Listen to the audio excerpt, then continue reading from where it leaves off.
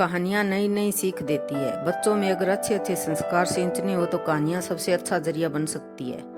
आज की कहानी आपको थोड़ा भावुक कर सकती है, क्योंकि आज हम एक इमोशनल कहानी आपके साथ साझा कर रहे हैं। इसलिए इस वीडियो को अंत तक जरूर देखना। हर दिन एक भिखारी दरवाजे के पास आकर भीख मांगता था और घर का मालिक हमेशा घर के बाहर आते ही उसे देखकर चिल्लाया करता था। कई बार उसके लिए गालियां भी बकता।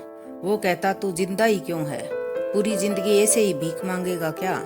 धरती का बोझ क्यों बना बैठा है? और कभी कभी उस भिखारी को गुस्से से वह धक्का भी मार दिया कर। इतना कुछ हो जाने के बावजूद भिखारी के मुंह से सिर्फ यही निकलता कि भगवान तुम्हारे पापों को माफ करे। एक बार एक सेठ को धंधे में बड़ा नुकसान होने की खबर मिली। सेठ बहुत परेशान था कि तभी उसके दरवाजे पर वही भिखारी आया। गुस्से में अपना आपा खोते हुए सेठ ने उस भिखारी को पत्थर दे मारा।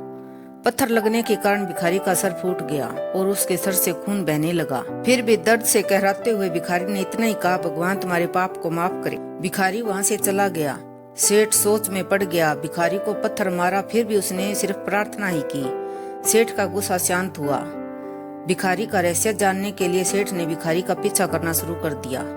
भिखारी जहाँ जहाँ जाता सेठ उसके पीछे जाता। सेठ ने देखा कि कोई उसको खाना देता, कोई उसको मारता, कोई अपमानित करता, कोई गाली देता। लोग भिखारी के साथ चाहे जैसा व्यवहार करते, लेकिन भिखारी सबके लिए एक ही प्रार्थना करता, भगवान तुम्हारे पाप माफ करे। अब रात होने को आई थी। भिखारी अपने घर जाने के लिए लौटा। वो अपने घर पहुंच गया, लेकिन सेठ अब भी उसका पीछा कर ही रहा था। एक पुरानी टूटी हुई खटिया पर एक बूढ़ी औरत लेटी हुई थी। काफी कमजोर और बीमार लग रही थी। वह भिखारी की पत्नी थी। अपने पति को वापस आता देख वह खाट से उठ खड़ी हुई। पत्नी ने अपने पति के भीख वाले कटोरे में देखा, उसमें सिर्फ आधी बासी रोटी थी। उसे देखकर वह बोली, आज बस इतना ही मिला? और हाँ, आपके सिर से खून निकल रहा है, ये चोट कैसे लगी? बूढ़ा भिखारी बोला, आज बस इतना ही मिला, किसी ने कुछ दिया ही नहीं। सबने गालियां दी और एक ने पत्थर भी फेंका, इसलिए मेरा सर फट गया।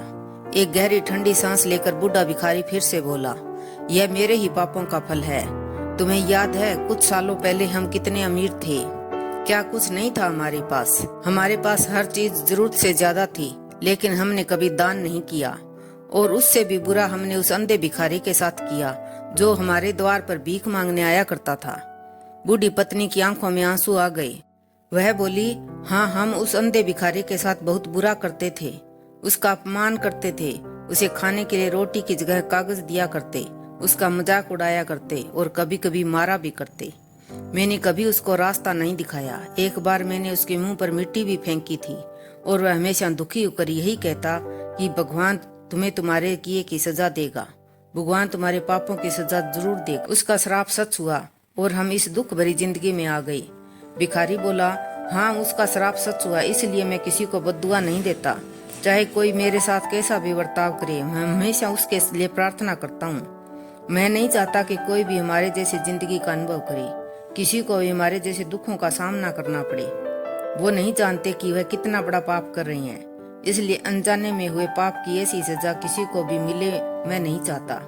सेठ वहीं छुप कर सारी बातें सुन रहा था। अब उसे सब कुछ समझ में आ गया था। भिखारी और उसकी पत्नी ने वह आधी रोटी मिल बांट कर खाई और भगवान को धन्यवाद बोलकर सो गए। बूढ़ा भिखारी फिर से भीख मांगने सेठ के घर के पास गया। सेठ ने पहले से गर्म रोटियां उसके लिए निकाल कर रखी थी। उसे देते हुए सेठ ने बोला, माफ कर दीजिए बाबा, मुझसे बहुत बड़ी गलती हो गई। बूढ़ा भिखारी बोला, भगवान तेरा भला करे। इतना कहकर वह आगे निकल गया।